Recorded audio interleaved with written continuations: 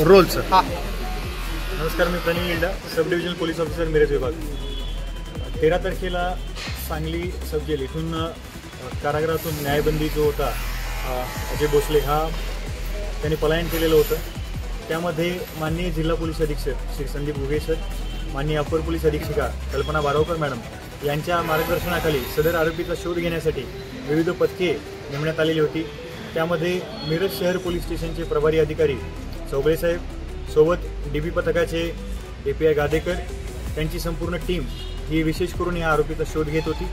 आरोपीचा शोध घेत असताना DB पथकातील आमचे अंमलदार परीट यांना सदर आरोपीच्या ठाव ठिकाणाविषयी गोपनीय सूत्रांकडून माहिती मिळाली।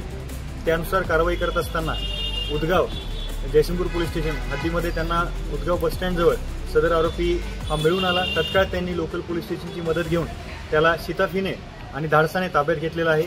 सदर कारवाईमध्ये संपूर्ण DB पथक मिरज शहर पोलीस निरीक्षक चौगुले साहेब या संपूर्ण टीमचा यामध्ये सहभाग आहे। सदर कारवाईचं माननीय जिल्हा पोलीस अधीक्षक श्री संदीप घुगे सर यांनी सुद्धा कौतुक आणि टीमचं अभिनंदन केलं आहे।